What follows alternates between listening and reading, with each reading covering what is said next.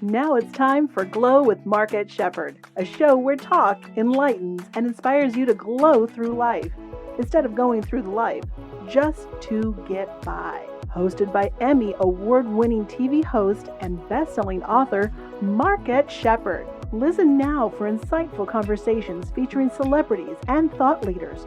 Call in to share your story live on air. Are you ready for a glow up? Your journey towards enlightenment starts right now. Well, welcome to another episode of Glow with Markette Sheppard. Your journey towards enlightenment does start right now. I'd like to introduce my resident beauty expert, and this includes inner beauty and outer beauty, Mr. Be Rich Beauty. How you doing this morning? Morning. I'm well. How are you? I'm great. Well, today in the United States, it's Indigenous Peoples Day. And wherever you're at or whenever you are listening, I just want to give a nod to you and the ancestors. Okay. I'm glad that you called it Indigenous Peoples Day because it's been Indigenous Peoples Day in my head for like the last 15 years. I stopped calling it the Colonizers Day. Okay.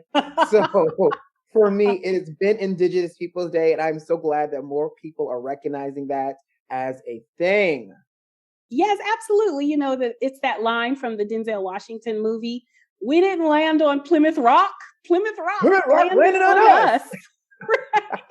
Can you imagine being here already and someone comes and says, I discovered you? It's like, what?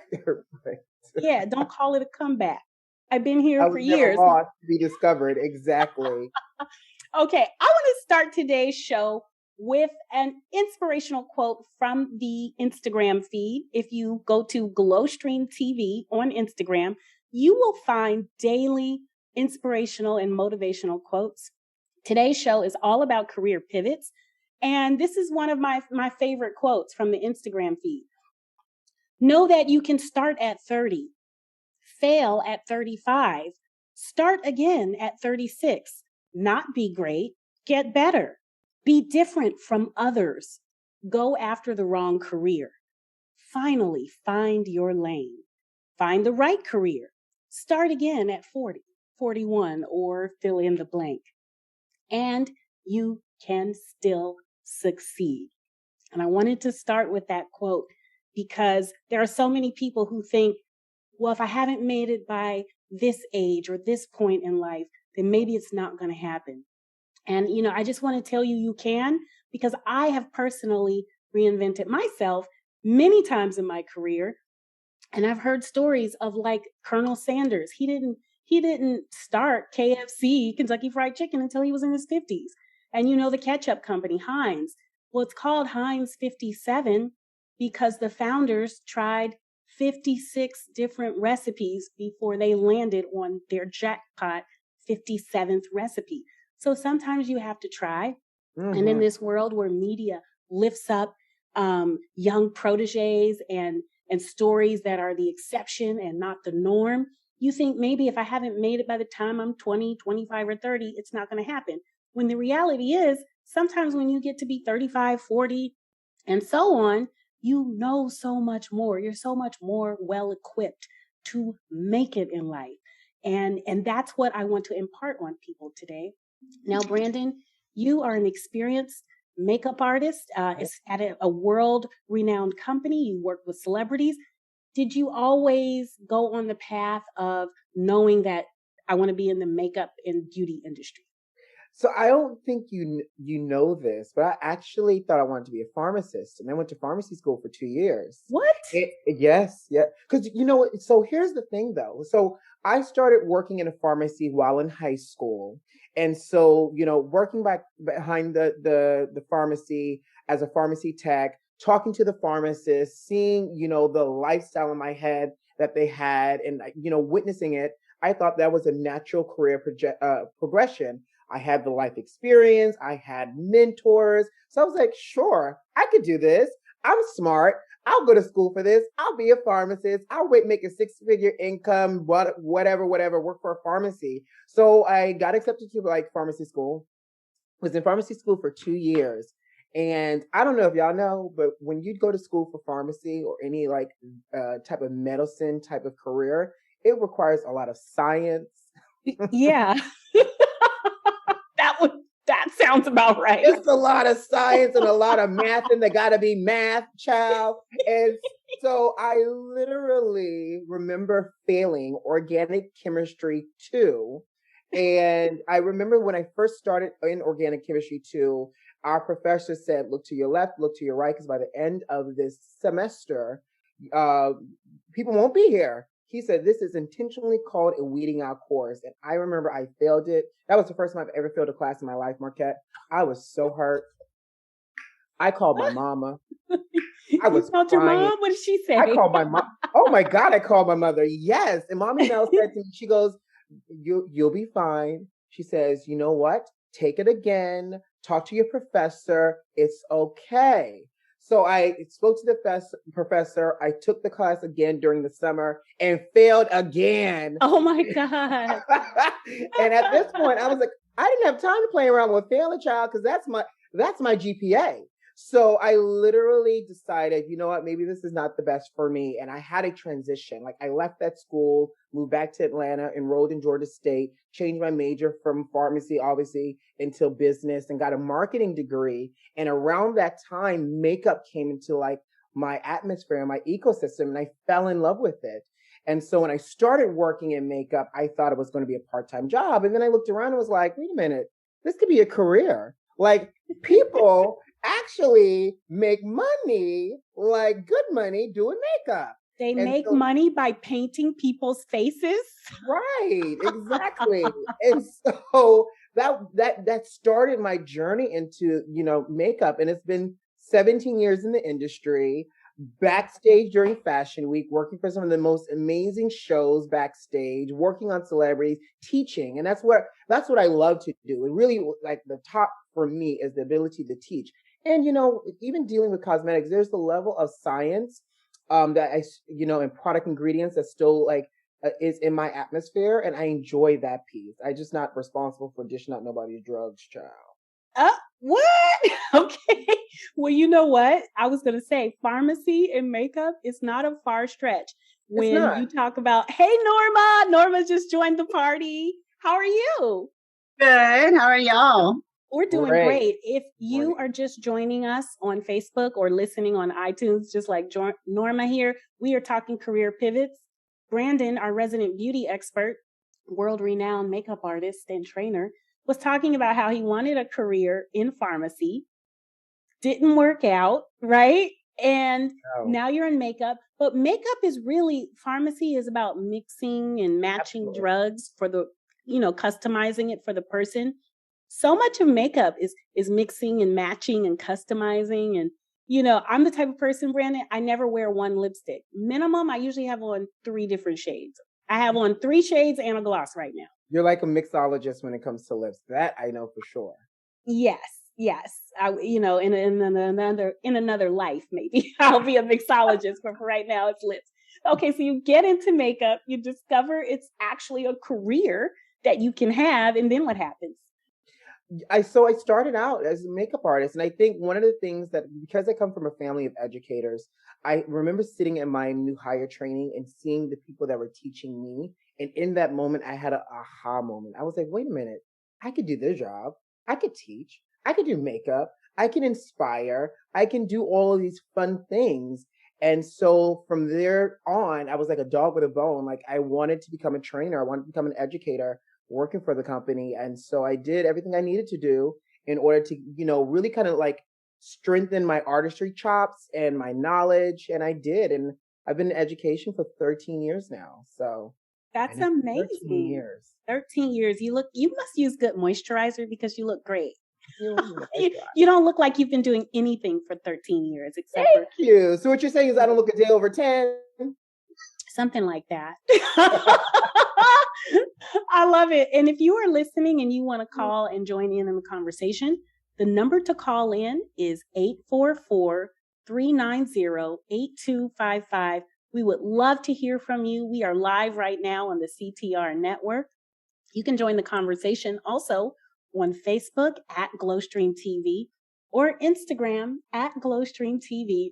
We are talking career pivots today Norma. I love talking to Norma. Norma is a marketing assistant here at Glowstream TV.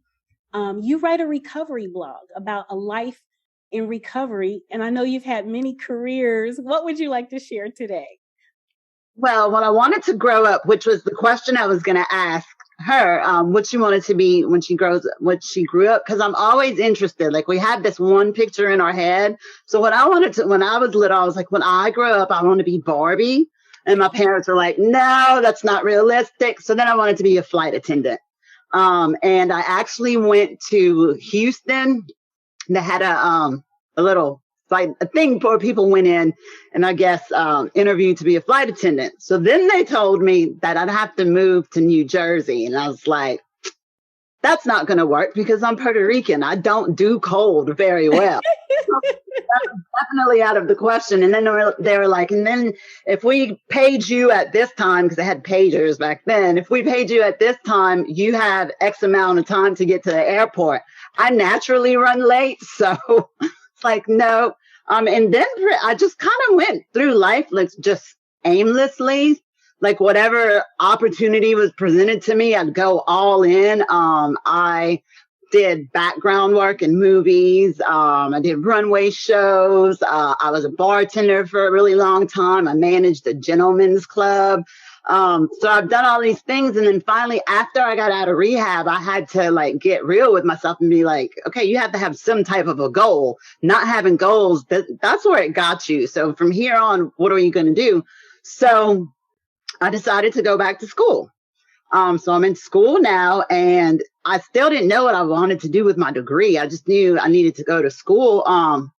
Then I found Glowstream and I've been with you guys for like a couple of 7 weeks or so. And I'm like, this is what I want to do when I grow up. This is it. This is it. Because it doesn't feel like work. So to anybody out there that's kind of like on the fence about what they want to do, like really, really, really, you have to give it to God or to your higher power or to the universe or something and just put in the work and know that whatever you're doing today is going to affect you in a year from now. So just put in the work. And as you put in the work, God will slowly reveal what you're supposed to do. Because if he'd show you the big picture, you would be in awe or probably like get anxious and like, oh, I can't accomplish this. So just put in the work and know that you're supposed to be where you're meant to be and just go from there. And even if it's at 42 years old that you find what you want to do when you grow up, I hope you find it. I love it. I love it. And it was so funny. I was like, when I met you, Norma, I was like, oh my God, you're a writer. And it was like, I didn't care about any other career you had. I'm like, there's something here. There's a story that has value and can touch other people. And that's why I'm so glad that, you're kind of open to pivoting. For me, it was the exact opposite of you, Norma. I always wanted to be a journalist. I mean, I was doing news reports. I would make my dad run the family video camera on the front lawn, and I would do like little news reports about the neighbors and friends of the family. And what I found is even if you have a goal, life is still going to take you on a roller coaster. And what I found in college, I would apply for all these journalism internships, and I couldn't get any. And so then even after college, I applied for a journalism internship. I finally got one, and I was in LA, and the internship was at CBS News in New York, and it didn't pay. And then I quickly learned with journalism, the pay for internships is $0, and your beginning salary is usually $15,000 to $20,000 a year. And that's when I learned, like, this is a rich person's career, right? Because what happens is young people go into these jobs that pay nothing or next to nothing, and then their parents support them on the journey.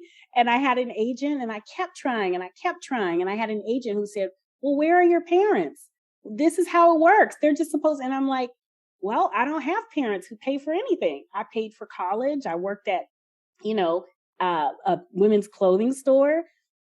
And I kept trying, and I fell into other work, and I was always doing other jobs with the hopes and dreams that one day I could get into television, but they needed to pay me because, like most Americans, I work to pay my bills. No one gives me money.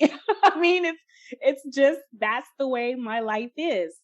And so years and years go by and I keep doing journalism and TV hosting on the side until eventually it turned into a full-time job. And I eventually did get to CBS on a local level. That's where I won my Emmy and my Telly Award, and that's where I'm most known. But when you work for yourself and no one subsidizes your income, I was 34, when I started at CBS, where most people can get in at 25, 26, 27 at the level that I was at when you have somebody supplementing your income. So for me, my career pivots was like, I had to do something else because what I really wanted to do didn't pay enough, or the opportunity just wasn't available. And so whether you have goals like me or you kind of don't know what you're going to do like Norma, life is going to take you on a roller coaster ride regardless. Don't you agree, Brandon? Sorry, I was on mute. Absolutely. Yes, it's okay. And here's the thing, it's those pivots. And to Norma's point, and I believe, it's important to have a good tribe. And I was having a conversation the other day with someone in my tribe, and they said, as long as you show up every day, because, I have a full-time, I have a 9 to 5, and I have the YouTube as well, Be Rich Beauty on YouTube. And my tribe said, as long as you show up every day, there's somebody that's wanting to see you. There's somebody that's going to support you. And when you show up and you do the work, it will meet you when the time is right. And those are the conversations you have to have with yourself, because as you start to pivot and as you start to, compare yourself, because we're human, we do that, right? And you start to compare yourself to what that life trajectory should look like based off of how society has presented it to us. It is easy to get trapped in your head. And it's so important to know to show up, do the work consistently, and it will pay off. It will. And sometimes it might take 10 years. Sometimes it may take 15 years.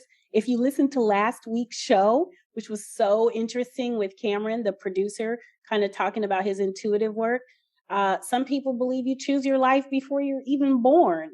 And something may happen where it may look hard in the beginning, but you may win the lottery. It may be the financial lottery. It may be the career lottery, but life has a way of you go through a little bumpy patch and then it'll get better.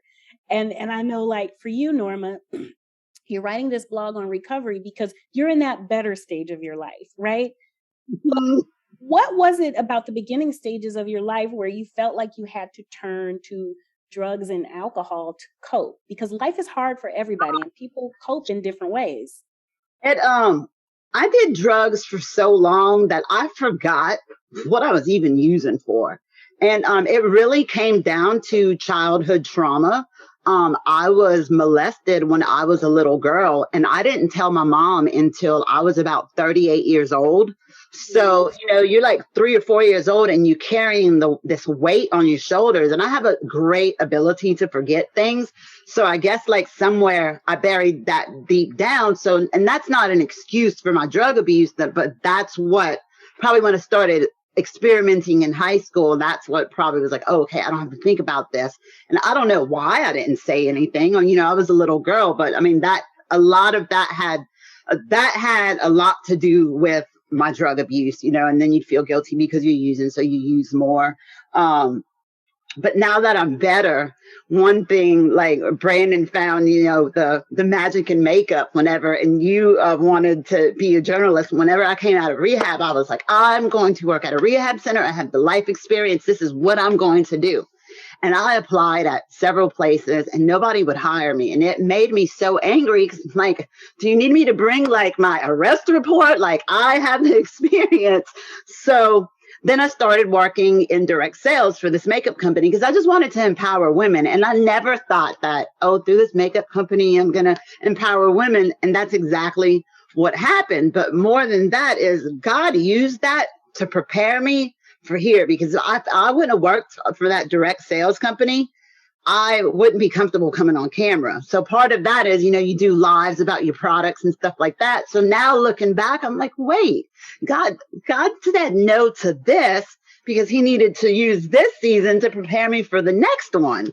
So, through makeup, it's made me more comfortable sharing my story, showing up, kind of holding me accountable for, okay, to have people that actually care what I say. So just showing up, but it's just being okay with whatever you're in, just knowing that it's something, there's a lesson, there's a tool, there's something, it's for a reason. Before you get that glow up, before you hit that next level, you're going to have to walk through some stuff. So I find you appreciate the glow up so much better when you've gone through some stuff. Like Brandon and Norma, I know you know a little bit about my background, and I just want to thank you, Norma, for being so transparent, because not too many people will just share as candidly as you have. And I remember growing up, all of my girl cousins, are single unwed mothers, and it was just like I was in a family of women who, I don't know why, but they weren't reaching for the stars. They weren't trying to do more than what they had. And it was just a normal, regular thing that you would become a baby mama, basically.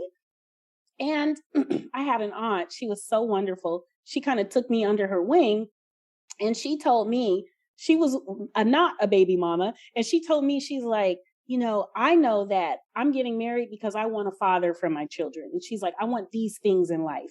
And she was the first grown woman to talk to me about, having wants and going after you want and having a vision for your life that you could design, and not just going along with everything that you see around you. And I remember thinking too, I don't want to be a baby mama, and that could, when you're going against the wolf pack, people can ostracize you. And I grew up where, it wasn't physical abuse, but it was definitely verbal abuse and neglect because I was the different one. Oh, you think you're too good because you're going to college. And it was like, yeah, I'm going to college because I want a better life. Or, I'm the only one who's not a baby mama, and it's just like, oh, okay, well, Marquette's not invited because she doesn't get it, and it's just like, okay. So I don't know, I guess, what my addiction of choice was or how I coped. But I know I would just kind of, when everything became too much and I always have felt like the outsider, I would turn to movies and TV. I could binge 8 hours on a TV show. Even before binging was a thing and before Netflix was invented, I would just lay on the couch and be like, these people around me telling me I think I'm too good or I'm not good enough, whatever they wanted to tell me, I would just kind of forget about it and numb myself by watching movies for all day on a Saturday or a Sunday or a day where I wasn't working. And I think that's what drew me to a career in TV. It's an escape. You don't have to talk about your problems, even though I'm talking about them right now, but it's a way to live vicariously through other people and experience different lives other than your own, especially when as a kid, something's not right here, or this isn't my path. I don't want this for myself, even though I'm surrounded by it. And so that's why it was kind of important for me to open up on the Glow with Markette show and share my highs and my lows, because when you're in a corporate TV hosting job, your job is really to read the script, stick to the script, make the sponsors happy. And you don't always get to show all sides of you. And so that was a little constricting, even though you love the job. There's all kinds of adventures. You get to meet interesting people on all types of levels. You're very much there, not showing your three-dimensional self. Brandon, why don't you give us some matcha on a light? We'll take things on a lighter note here. Give us some matcha for the viewers out there. What's going on as far as the escape? Because I still I cope with life being too hard by delving into reality TV. Listen, I love a good reality TV moment, especially the Housewives franchise. So can we talk about your backyard? Because, you're in the DMV area. Housewives of Potomac just filmed the reunion. But guess who the co-host was? I saw Nicki Minaj. Crazy, Minaj. right?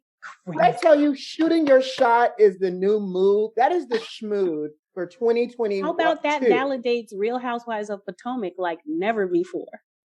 Listen, this is about Bravo is all about snatching these edges and these ratings. So we are about to see the 4-part reunion for Real Housewives of Beverly Hills. But most importantly, like they got Nicki Minaj herself to step onto that set for the reunion. So my thing is, Markette, do you think, because it's Nicki Minaj, right? She's going to bring a level of journalistic integrity. Oh my God.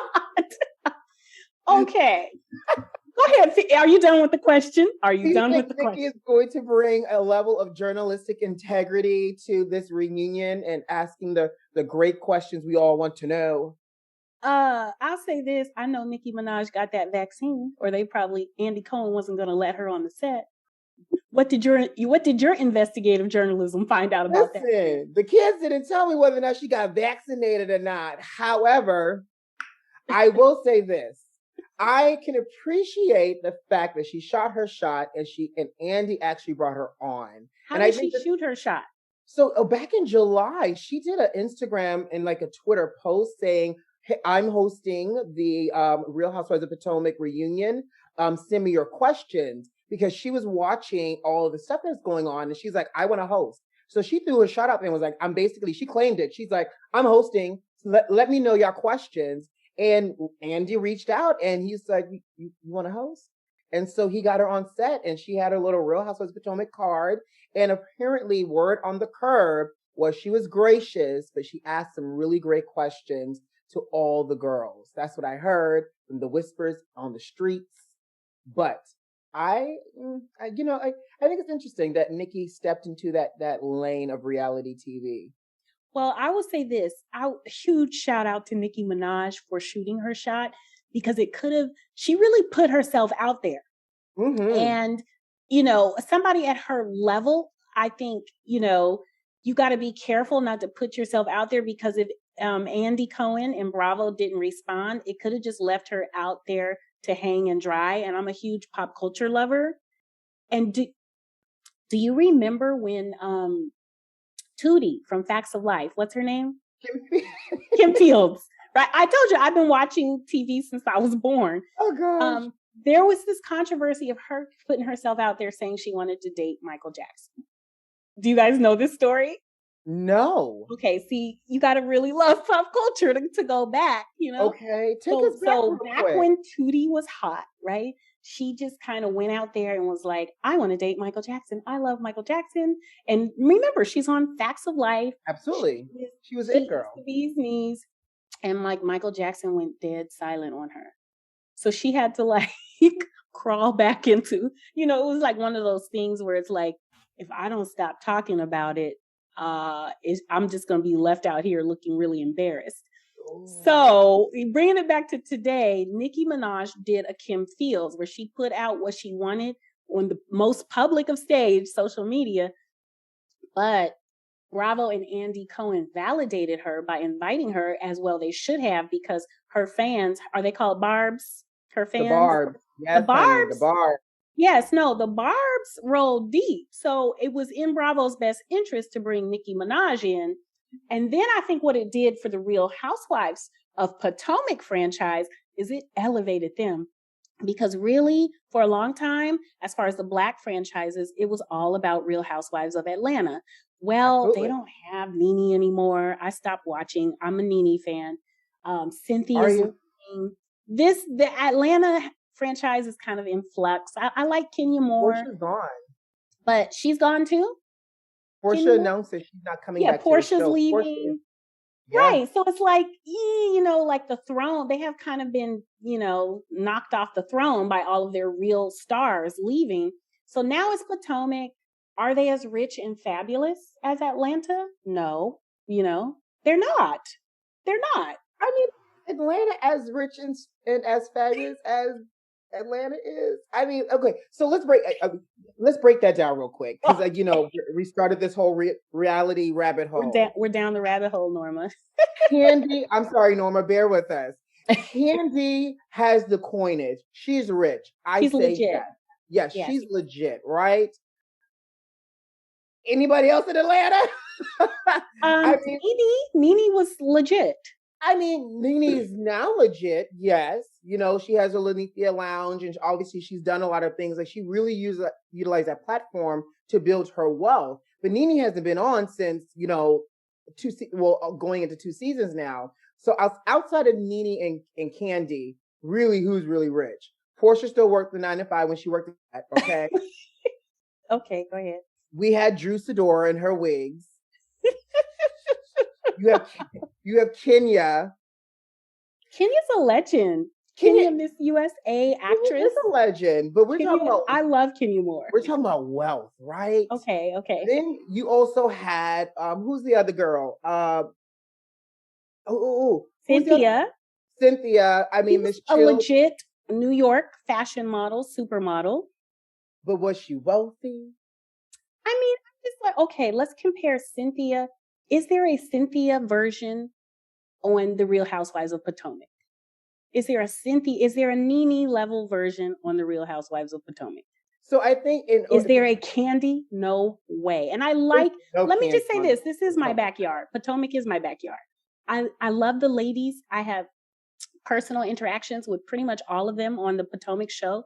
Ashley, I love dearly. The only one who I haven't met was Mia, but I'm really liking her story and how transparent she is. And she has multiple businesses. I know. Well, I know. You've liked Mia from the beginning, but you know, Karen Huger, I think, is just a really sharp businesswoman, despite all of her other antics.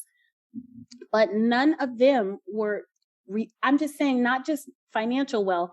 None of them had the level of notoriety and background I agree. As Atlanta. So for Nicki Minaj to publicly say, out of all the franchises, right? If I were Nicki Minaj, I would say I want to host the Beverly Hills reunion, because those are legitimate people. Let me say this right. They legitimately have built their brands to a point where, with or without the Housewives franchise, these women are power brokers.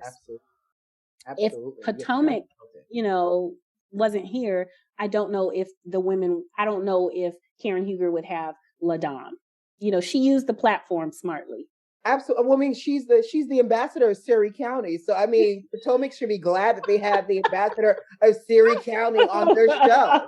But we're having to talk about literal, like, you know, elevation and status. Karen using the LaDon. So smart. All of that. Karen is the smarter businesswoman on the show in comparison to some of the other girls. I mean, don't get me wrong, all the other girls also have their own businesses, like Robin and her hats. Yeah. Okay. Any other matcha? Oh, yes. Okay, so I have a question for you all. Sorry. I have a question for you all. Does it mean your marriage is in trouble if you unfriend your spouse on Instagram? I don't know, Norma. I just never thought of unfriending my spouse. We live together, so we don't really talk on social media. So he's there, but it's not like an issue, because if I want to say something, I say something in my house, in real life. And vice versa. What if your spouse unfriends you on Instagram? Well, the rumor is, and it's been confirmed, that Serena Williams has unfriended her husband on Instagram, Alexis Onhanye, or I think that's how you pronounce his last name. But she's unfriended him on Instagram. And, you know, I feel like there's a full-time job for people to just troll the internet to figure out who unfriends who. But Alexis has now unfriended her as well. So now all the streets are whispering that there might be a little trouble in paradise. Yes, definitely. What do you think, Norma? I guess it depends, because sometimes in a relationship, one person's very active on social media and the other one doesn't. Like the other person in a relationship might not know that they've been unfriended. So I guess it depends on how active both of them are on social media. Or it might be a publicity stunt. It's giving us stuff to talk about. You know, you never know. Maybe somebody has a book coming out or something. So you never really know, like, what somebody's showing on the outside, which we were talking about this earlier, compared to what's going on the inside. Absolutely. You know what? I'm the most active person on social media. My husband like his Instagram is dormant. He posted, I think, a couple years ago about some new sneakers. So you're not going to know what is going on at all if you look for him on social media. So yeah, there's trouble in paradise, Brandon. I tend to agree. I feel like it is, and they make such a cute couple. So I mean, hopefully it's not trouble in paradise. Maybe, like Norma said, it is a publicity stunt. But the rumor mill today and the word on the curb and all the hot tea chow is the fact that Alexis and Serena have started to unfollow each other on Instagram. So we shall see how that turns out. We'll keep it posted. Woo, Lord. That concludes my matcha report.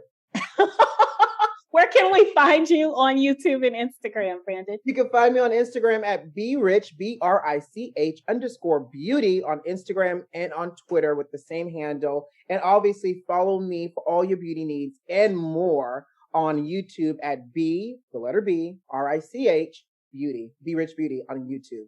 See you on YouTube, guys. Oh, and thank you for the wonderful eyebrow makeup tutorial that we have live on glowstreamtv.com. It just went live this morning. This is a popular tutorial because you know what? Talk about like showing up to the world versus what's going on in private. Norma and I had a conversation earlier this morning about that.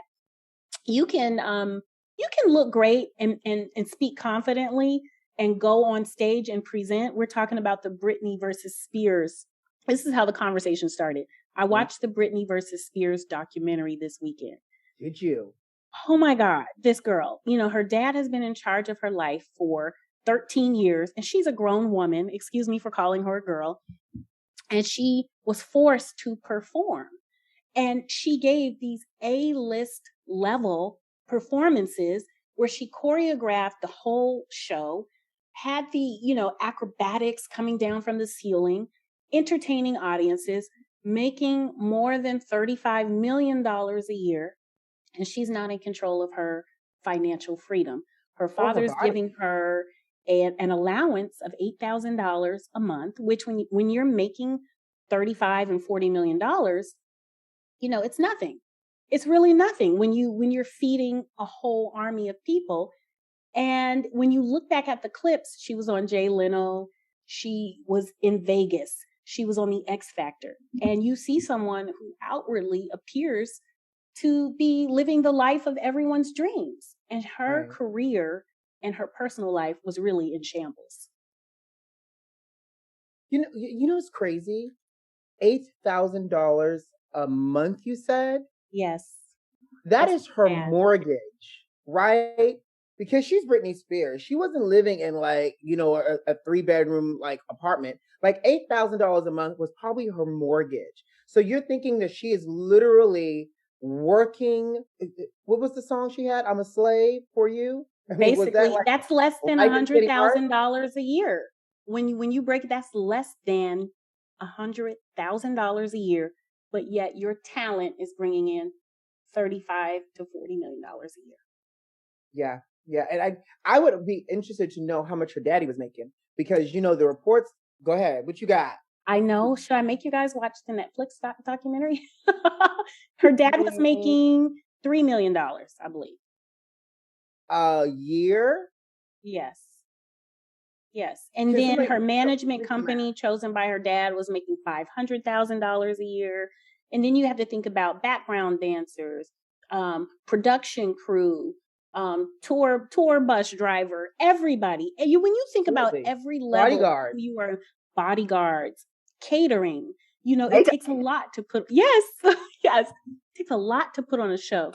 Makeup. Hello. Hair. $1,000 a month he was making. She was taking home he was taking home $250,000 a month. Wow. So, talk about careers, and we started today talking about career pivots. I think it's important to know you can be in the career of your dreams. Britney Spears, watch the documentary. I highly recommend it. It was done by an investigative journalist from the Rolling Stone and another journalist. They really take you through the beginning of Britney's life until now. She's always wanted to be on stage. She's always wanted to be a performer. And I left the documentary having more respect for Britney than I ever did before. And I was always a Britney fan. Mm-hmm. I like her even more now. But she's in the career of her dreams, and her life is a living hell. So what is this, we got to figure out in our own lives, if we can take anything away from her story, is do you wait to achieve something and then you say you'll be happy? Or do you find your happiness right now today?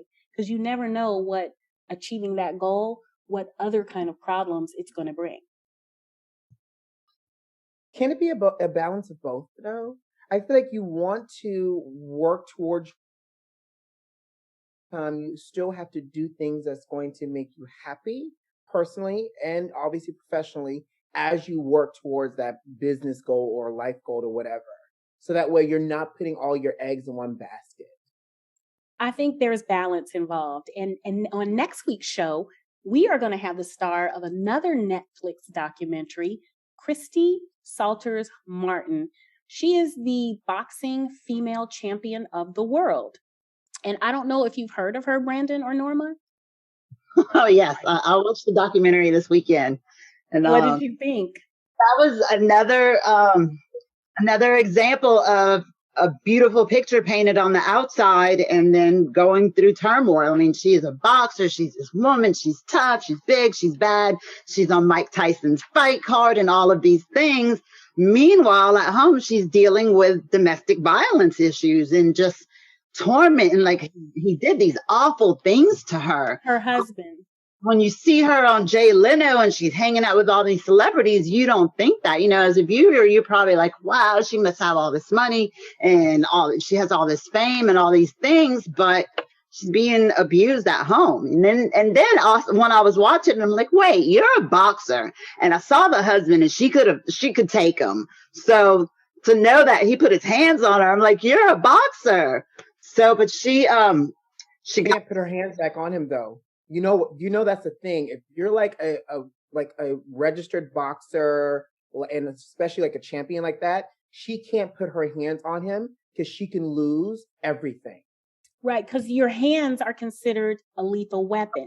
A weapon, absolutely. Isn't that messed up? Right? She can't even use the line of wanting to defend herself because her hands is considered a lethal weapon.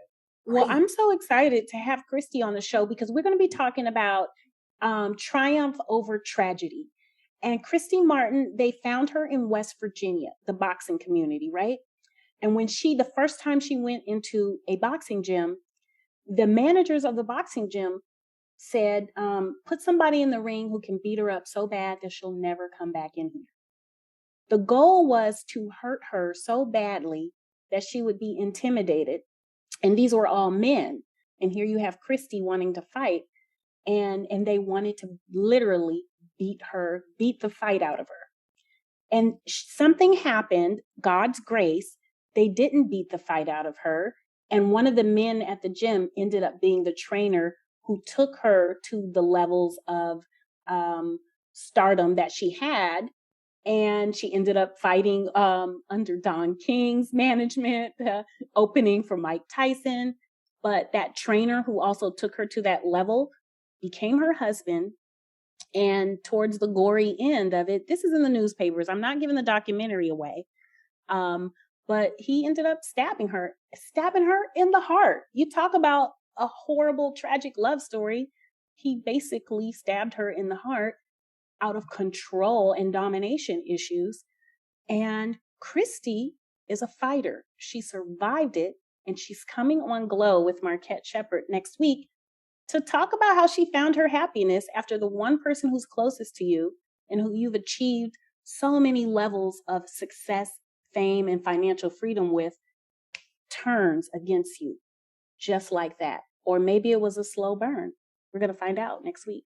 When I watched the documentary, because he had her do all kinds of weird stuff and he would document it. And he had like hidden cameras in the house and stuff. And then at the end, when she reveals this thing, towards the end, when she reveals the secret, he pretty much used that evidence to blackmail her, or to try to blackmail. And he's sending the mom pictures and stuff. But it got me to thinking, back then, they didn't have Facebook and MySpace and all these things. So I could imagine when it would hit the media, if he would have submitted, put those things on social media and stuff, how it would have spread like wildfire. So thank God that it happened when it did, so. I know, right? There was no social media. I mean, it's going to be a trip. I'm excited. Christy is so excited to be on the podcast next week. I've been emailing back and forth with her and she's like so excited. The promo picture with her arms in the air with the boxing gloves, we've been sharing that on social media and she sent that herself. She's like, use this picture. And it's her like at the height of her boxing career. And if you see her today, was this like the 80s or the 90s, Norma? That's the height? Yeah, I think it was like the late 80s, early 90s. Yeah. But if you see her today, she looks better than ever. I mean, she is like looking phenomenal.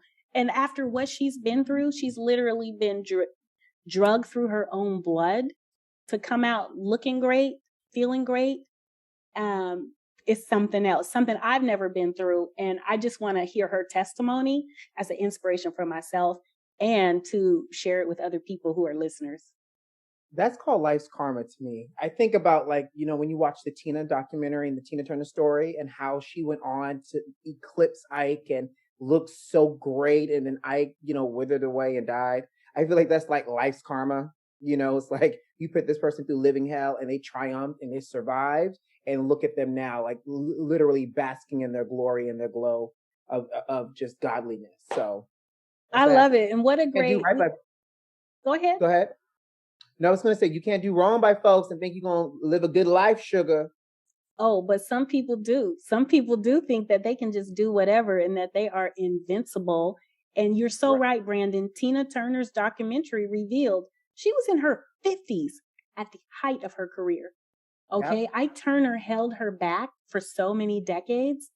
And when she left him, she was actually playing in nightclubs. Like couldn't get a job. Yes.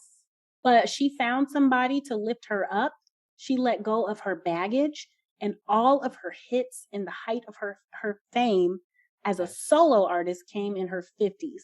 So if that's not a way to make a full circle moment and end this podcast the way we started by saying, you can make it at any age. You can pivot and you can soar to new heights. At whatever age the universe or God prepares you to be ready to do that. You can do it. So I hope all the listeners today, you took away some inspiration, some motivation, and come back next week for Christy Martin. I can't wait. I'm thinking about Christy Martin like literally every day up until this next podcast. I can't wait to hear her story. Yeah, I'm going to be texting her like, Christy, are you ready? Christy, are you ready? Christy, we're live in 10. We're live in 5. Okay, guys, thank you so much for listening to Glow with Markette Sheppard. Norma, tomorrow your recovery blog is coming out. Just tease us the topic so people can know what to look for. Okay, so it's going to be an either or. It's going to be either about how much is our dignity worth, or it's going to be about, since I spoke about boundaries last week, it might be about building your team, that tribe of people around you that are going to hold you accountable. They're going to probably drive you a little crazy also, but just building your team, or how much is your dignity worth? While I am on the topic of social media, I want to say to the listeners that if you see something on our social media page that you love, make sure to like it, make sure to share it, follow us. That's a way to support not only our business, but anyone that, that has a social media based business. That's a way to support them without having to spend any money. It boosts us up in the algorithm, and it furthers our reach. So if you catch Brandon's Makeup Monday and there's something that you want to know about, go ahead. There's a little comment section. Go ahead, hop in the comments, ask him a question. If you read my blog and you want me to speak on a certain topic, that's what the comments are there for. Go ahead, show us some love. And also that way we know who our audience is and who we're speaking to, and we can curate the content better to suit you guys. So that's all I have. I love it. Thank you so much for saying that, Norma. I know when I scroll through the Glowstream TV feed, I feel better.